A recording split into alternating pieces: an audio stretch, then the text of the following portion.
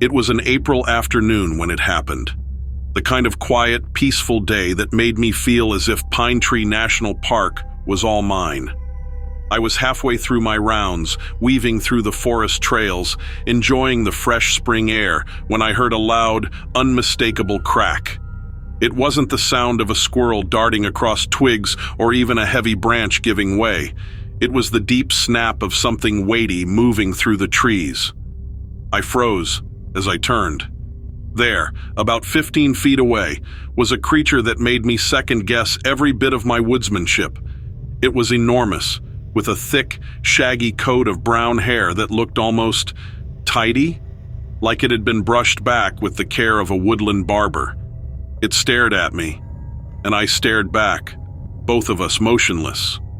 I'd seen bears, moose, even the occasional mountain lion in my 2 decades at the park.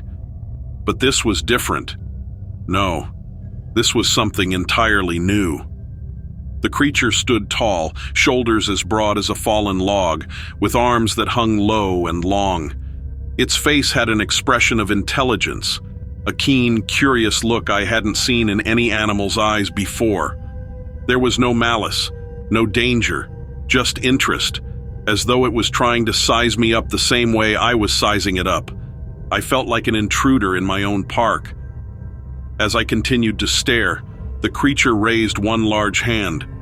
Its fingers were long and oddly graceful, each one covered in hair but somehow neat, like it was extending a friendly, curious greeting.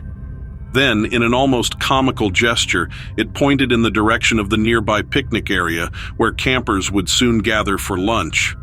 My stomach lurched at the thought. Over the years, I'd seen everything from overeager squirrels to the occasional bear drawn in by the tempting scents of hot dogs and marshmallows, but a marshmallow-loving Sasquatch, that was new. The creature turned and lumbered off, leaving me in stunned silence. But my feet kicked into gear as it headed straight for the tables. I hurried along behind it, weaving through the trees as quietly as I could, hoping to intercept it before any campers saw this unexpected park guest. When I caught up, the creature was examining a garbage can with a mix of confusion and fascination. Its large hand tapped the metal lid, testing it, and then, with surprising delicacy, it lifted the lid and peeked inside. It reminded me of a raccoon trying to get a grip on a particularly difficult jar, only this raccoon was the size of a small tree and 10 times as hairy. Then, it found a bag of marshmallows, a fresh, unopened bag someone had tossed in, and pulled it out with a look of absolute wonder. It was clear that this creature wasn't just looking for food, it was genuinely curious about what it had found. As I watched, it gave the bag a sniff, and the next thing I knew, it was carefully peeling it open, like a kid who'd just been handed their first candy bar. It didn't tear into the bag with a wild hunger. Instead, it seemed to savor the marshmallows, popping one after another into its mouth, each bite followed by an expression of what I could only interpret as pure delight. I couldn't help but smile, standing there in disbelief as it finished the entire bag, leaving only the empty wrapper. Then, in a move that made me question everything I knew about creatures in the wild, it folded up the plastic wrapper and placed it neatly back in the trash can before closing the lid. The entire scene was so absurdly polite, so human-like, that I had to remind myself this was happening, that I wasn't dreaming. As the creature straightened up and turned back towards the trees, it paused and looked at me one last time. There was an odd warmth in its gaze, like a silent thank you for sharing its little marshmallow moment. And then, just like that, it turned and disappeared into the forest with barely a sound, leaving me standing there with a mix of awe, confusion, and a grin I couldn't quite shake. And if you ever hear rumors of a marshmallow thief in Pine Tree National Park, the kind that leaves no mess and only takes what's already thrown away, you'll know exactly who it is. And if you happen to leave a fresh bag of marshmallows out by the trees, well, maybe you'll even get to share a moment with him too.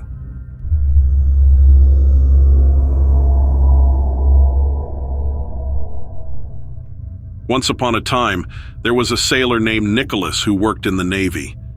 Nicholas loved the ocean and had sailed for many years, seeing all sorts of things out on the water. But one day, Nicholas saw something he'd never seen before. Something so strange, it would stay with him forever. It all started on a peaceful day while Nicholas's ship was on a routine patrol along the Pacific coast. The sun was shining and the sea was calm, with gentle waves rocking the boat. Nicholas was on watch, keeping an eye out for any other ships or objects in the water.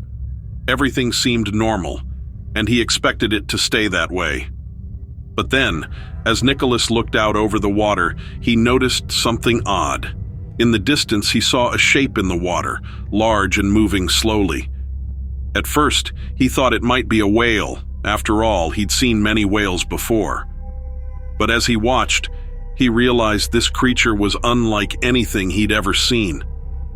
The creature had a long, snake-like body that twisted and turned as it moved through the water.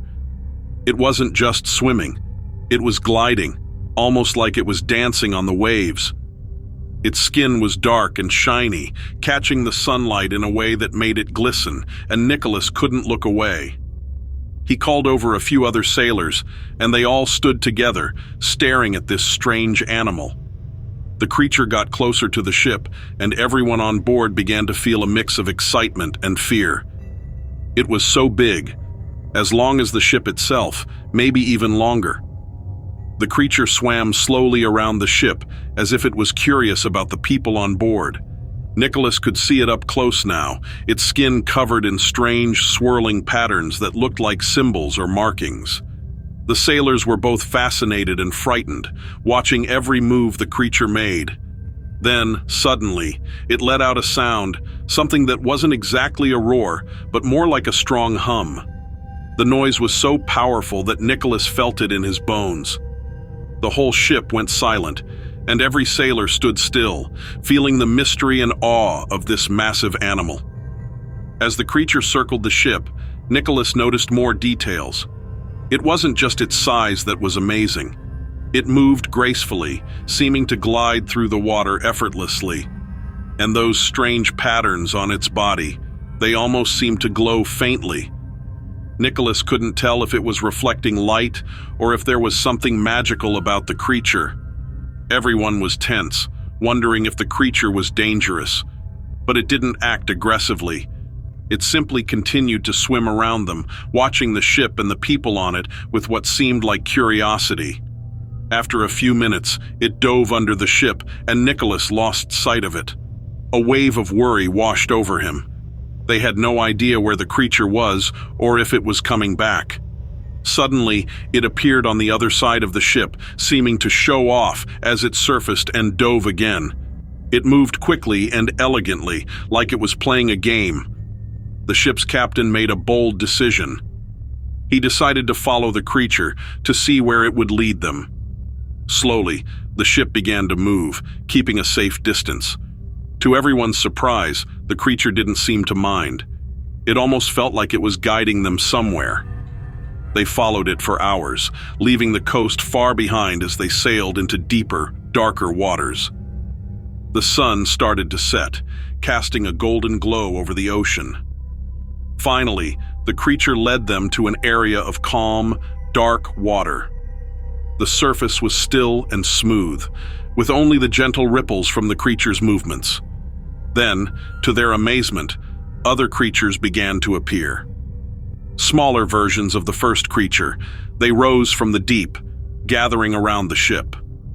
They weren't as big, but they looked just as mysterious, with similar dark, shimmering skin and strange patterns. The sailors were speechless, watching this family, or maybe a pod, of sea creatures that no one had ever seen before. The creatures didn't seem to be a threat. Instead, they moved peacefully around the ship as if welcoming the sailors into their world. Nicholas felt a deep sense of wonder. They had stumbled upon something incredible, a group of creatures that seemed to belong in a fairy tale or a legend, not real life. The creatures began to dive back into the depths. The largest one, the one that had led them there, paused for a moment. It looked at the ship one last time, made that deep, resonant sound again, and then disappeared into the dark water.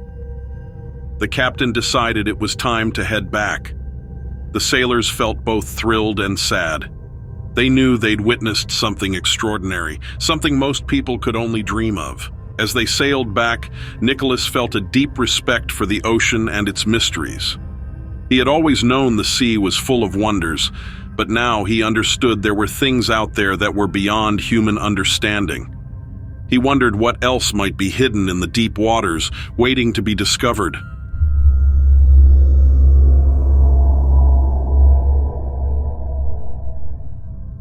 I've done a lot of strange jobs in my life, but one in the Alaskan wilderness was the strangest of all.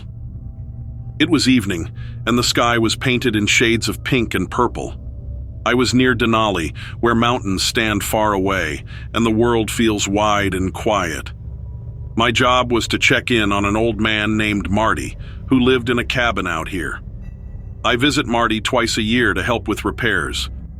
He has no one else nearby, so I'm his handyman. I was used to quiet nights in the wilderness, but that evening, something felt different. When I reached Marty's cabin, he welcomed me with a nod, and I got to work right away. Marty's plumbing wasn't working right again, so I needed to fix it.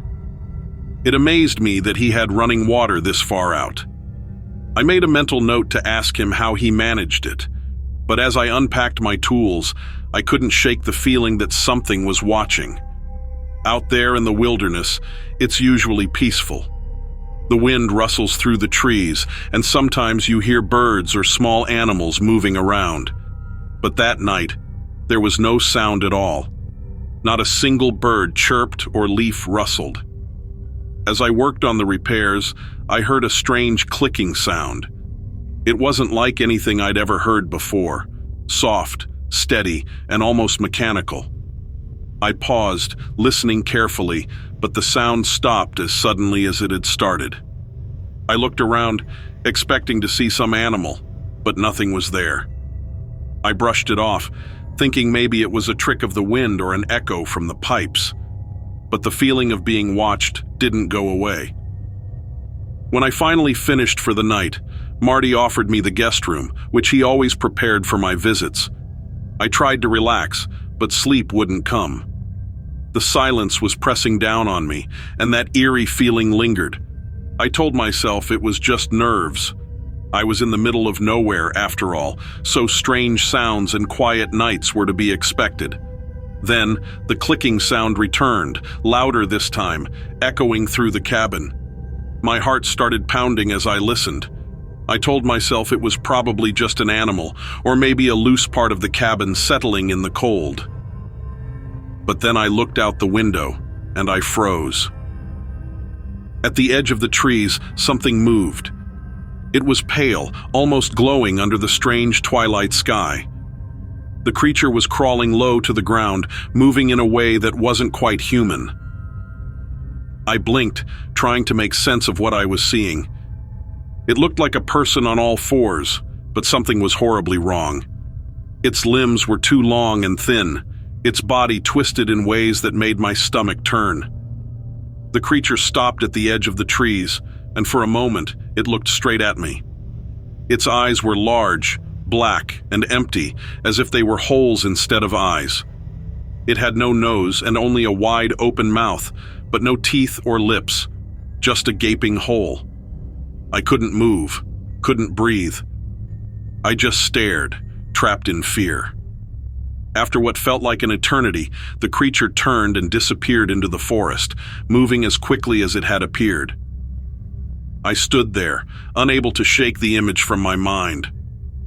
Eventually, I crawled back into bed, but I didn't sleep at all. Every sound, every shadow made me jump. The cabin felt like a cage, and I couldn't wait for morning.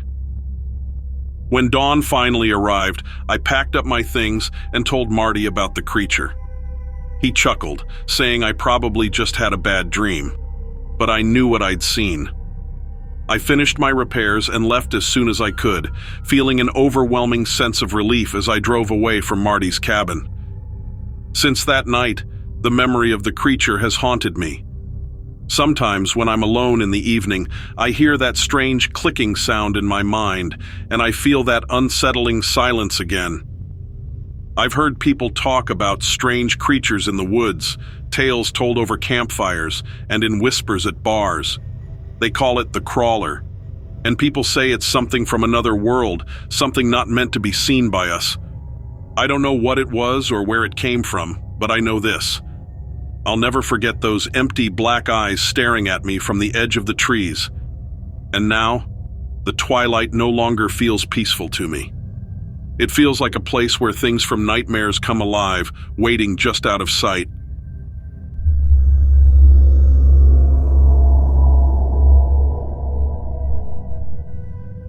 I've lived in a big, bustling city my whole life. I grew up in a neighborhood where people have a lot of pride. We looked out for each other, and we weren't afraid to show that we belonged. Even as a kid, I loved this place, and I thought we were all something special, like we ruled the world, or at least our little corner of it. I still remember how cool I felt getting a nod from the police officer on our block. Just that small acknowledgement made me feel like some sort of hero, as if I mattered in a big way. City life is exciting, but it's also full of strange surprises. One moment, you're surrounded by happy crowds at a parade or watching fireworks on New Year's Eve. The next, you're jolted awake in the middle of the night by the sound of sirens that just won't stop. Living in the city is unpredictable, and I thought I'd seen it all. But I never imagined how much stranger things could get. One summer, when I was about 12, something happened that stuck with me. It was August, and the city felt like an oven. The air conditioner at home wasn't working, so my friend and I took our bikes out, trying to find some relief from the sticky heat.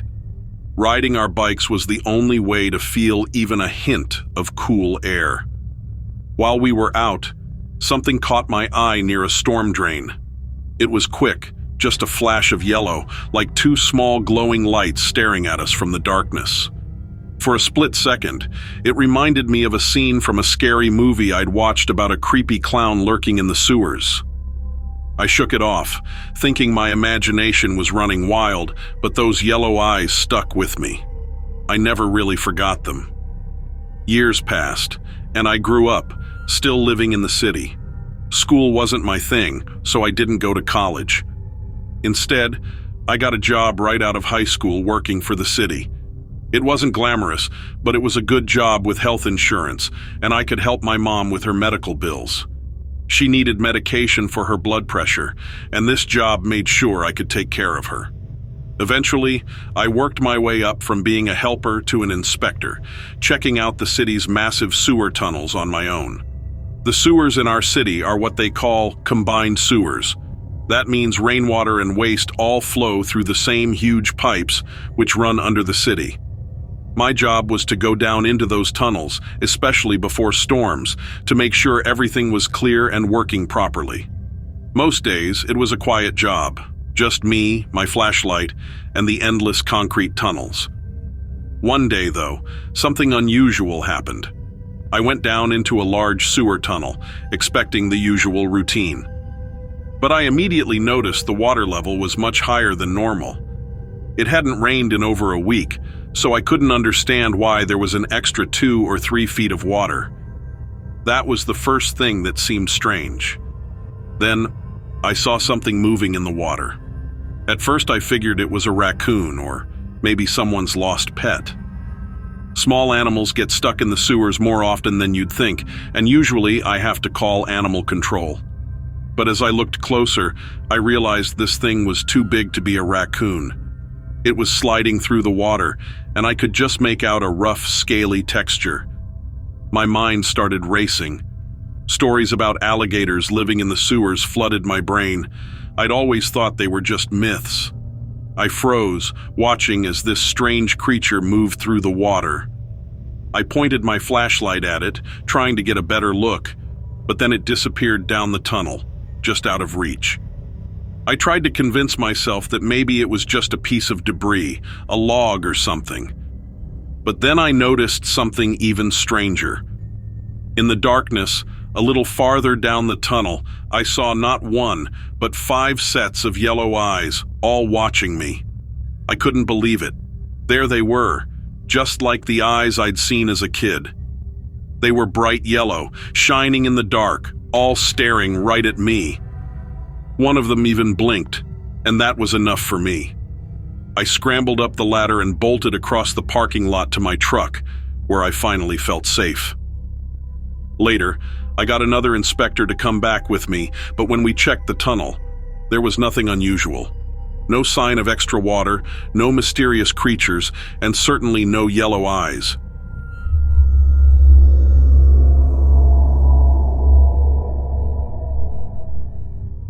I remember that night so clearly, though it was years ago.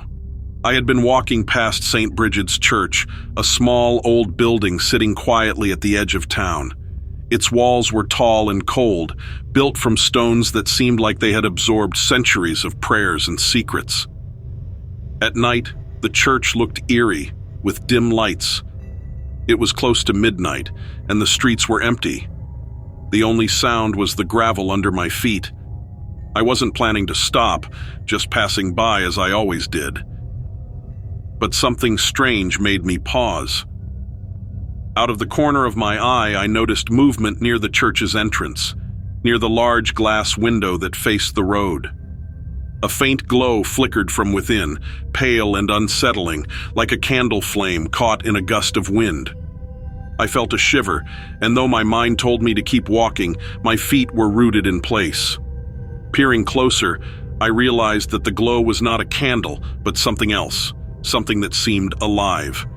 It had the shape of a person, almost transparent, with long robes that floated around it like wisps of fog. The face was difficult to make out, blurred and shadowed, yet somehow looking right at me. I tried to convince myself it was a trick of the light, a reflection maybe, but deep down, I knew this was no reflection. The figure's gaze seemed to pierce through the glass, sending a chill straight to my bones. The specter drifted slowly, almost gracefully, back and forth along the window, as though it were trapped inside, unable to escape. Its movements were silent but sorrowful, like it was searching for something, or perhaps someone lost long ago. I stood frozen, transfixed by the ghostly dance. Time seemed to slow, and for a brief moment I forgot where I was, lost in the silent story that seemed to play out behind the glass. As I watched, the figure paused and turned its shadowed face toward me again, and for a second, I felt a wave of sadness so strong it nearly overwhelmed me. It was like the ghost was trying to communicate, as though its silent gaze held a message only the heart could understand.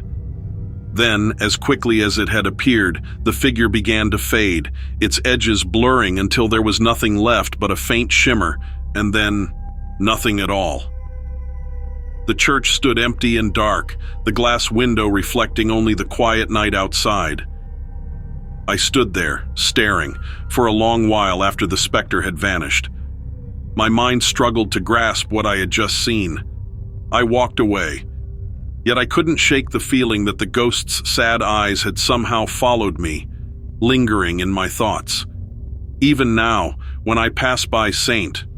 Bridget's at night, I find myself looking up at that window, half expecting to see that lonely, restless figure staring back. Though I have never seen it again, the memory remains, haunting and strange, like a shadow that clings to the edge of a fading dream.